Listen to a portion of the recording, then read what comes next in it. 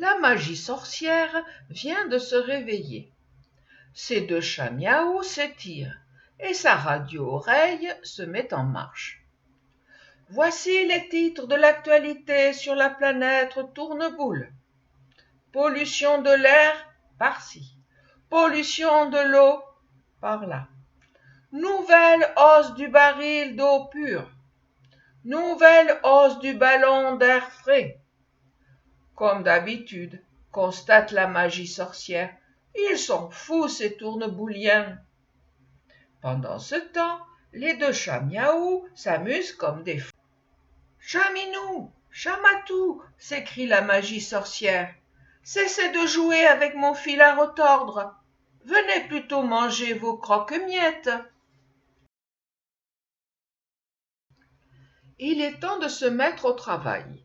La magie sorcière s'installe dans son atelier avec ses deux chats miaou.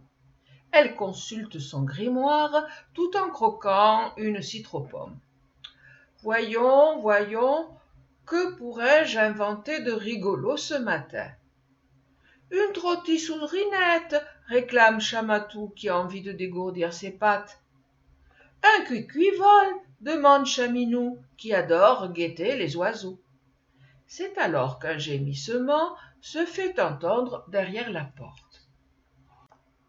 La magie sorcière va ouvrir et découvre une pauvre bête au cou tordu et aux ailes pendantes. Un canard coin-coin, s'exclame Chaminou. Le pauvre, il est tout mal morphosé, s'écrie Chamatou. La magie sorcière prend doucement le canard coin-coin dans ses bras et le caresse en murmurant. Qui a bien pu lui faire ça? Elle s'apprête à rentrer dans son atelier quand deux poissons-vols se précipitent vers elle. Au secours, aidez-nous! Tout mal morphosés eux aussi, s'écrient Chaminou et Chamatou. En effet, les malheureux animaux ont les yeux au milieu du torse, ce qui les fait beaucoup souffrir. Que se passe-t-il à la fin? S'écrie la magie sorcière. Inquiète, elle dépose le canard coin-coin gémissant dans un panier et offre un perchoir au poisson-vol. À peine a-t-elle fermé la porte qu'un canacri affolé entre par la fenêtre. « Hi !» hurle-t-il, « c'est la grande déglinguerie !» Le canacri tourne sur lui-même tandis que sa guitare émet des grincements stridents. « Du calme, dit la magie sorcière, je ne comprends rien à ce que tu racontes. » Le canacri est obligé de détendre les cordes de sa guitare pour qu'elle se taise enfin. « Explique-toi maintenant, reprend la magie sorcière. Ils sont en pleine déglinguerie sur la planète Tourneboule, ça va sûrement se propager jusqu'ici. J'ai peur que ce soit déjà fait, soupire la magie sorcière. Regarde le canard coin-coin et les poissons volent. Alors, elle saisit son yeux tatou et le pointe vers la planète Tourneboule. Le yeux tatou cligne 2 ou 3 fois de l'œil et fait la mise au point. Les premières images apparaissent terrifiantes. La pollution fait rage. Du ciel se détachent des plaques noires prêtes à contaminer l'univers. Tous les êtres qui ont respiré cet air sont atteints. Les malmorphosés se comptent par millions.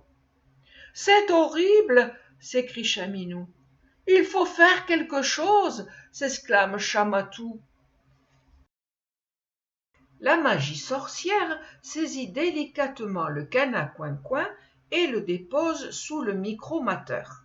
Sur l'écran apparaissent les poumons de l'animal envahis de taches noires. « C'est tout encrabouillé là-dedans !» murmure la magie sorcière. Elle force le grossissement, ce qui révèle une drôle de fleur aux tentacules noirs.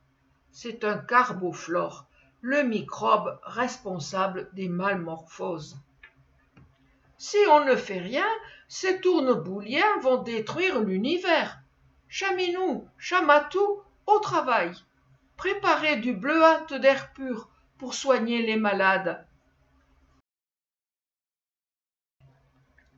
La magie sorcière ouvre une grande armoire et prend un bocal où dort un bracadabra, une sorte de serpent à main enroulé sur lui-même. Elle dévisse le couvercle du bocal et dit au bracadabra: File jusqu'à Tourneboule et ramène-moi le grand détraqueur qui est responsable de toutes ces horreurs. Alors le serpent se déroule et s'allonge, s'allonge, s'allonge démesurément. Main grande ouverte, il bondit vers la planète Tourneboule, faisant trembler tout l'atelier.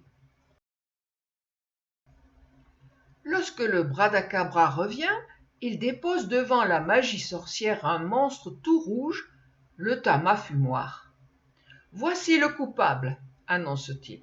« Alors c'est toi, le grand détraqueur ?» demande la magie sorcière. « Moi, c'est pas vrai, proteste le Tama-fumoir, je n'y suis pour rien. » Puis il fait un grand sourire, soulève son chapeau et découvre sa boîte à panse. Il en sort un oiseau qui se met à gazouiller. La magie sorcière n'est pas dupe. Elle dit au bracadabra: « Secoue-le donc pour voir. » De la boîte à panse du Tama-fumoir tombe un dragon cracheur de pollution et des billets de banque. Les mains sur les hanches, la magie sorcière proclame: « Ah ah, voilà ce que ce vilain monsieur a vraiment dans la tête. » Maintenant qu'il est démasqué, le Tama-fumoir se fâche encore plus rouge. « La pollution, c'est mon business. Les barils d'eau pure et les ballons d'air frais, je les vends très cher. » Chaminou et Chamatou hochent la tête. « Il faut éliminer le dragon qu'il a dans la boîte à panse, sinon ce Tama-fumoir va continuer. » « Pas facile à guérir, » dit la magie sorcière. Elle appelle le gris-grillon pour donner les soins. Pendant des semaines, il fait prendre au Tama-fumoir un adoucisseur pour boîte à panse. S'endort les dragons. De rouge, le Tama-fumoir vire petit à petit au bleu. Une fois le dragon éliminé, il faut réapprendre à vivre au Tama-fumoir, car il ne sait faire qu'une chose, polluer et gagner de l'argent. Alors tout le monde s'y met. Le Conakry lui fait faire de la musique. Chaminou et Chamatou jouent avec lui. Le Canacoincoin et les poissons-vols l'amènent en promenade. Pour l'aider à changer vraiment, la magie sorcière lui donne le fil à retordre. Pendant des semaines, le Tama-fumoir débrouille le fil de ses pensées en répétant: « L'air frais, ce n'est pas à moi, ça ne se vend pas en ballon. L'eau pure, ce n'est pas à moi, ça ne se vend pas en baril. » Le temps a passé. Un soir d'été, le Tama-fumoir et la magie sorcière contemplent le ciel assis sur la terrasse. Le Canacoincoin et les poissons-vols dorment avec le Conakry. Les chats miaou ronronnent, couchés en boule sur une marche d'escalier. Un souffle d'air fait frissonner les arbres. La fontaine coule en chuchotant. « Quelle paix !» dit le Tama-fumoir. « Autrefois, j'étais complètement fou. » La magie sorcière sourit avec douceur.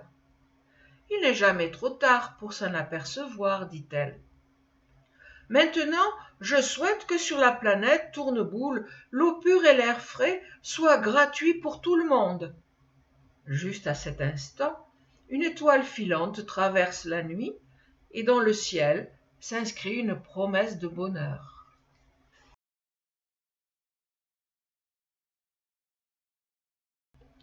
Qui était John Miró? Un peintre espagnol né à Barcelone en 1893.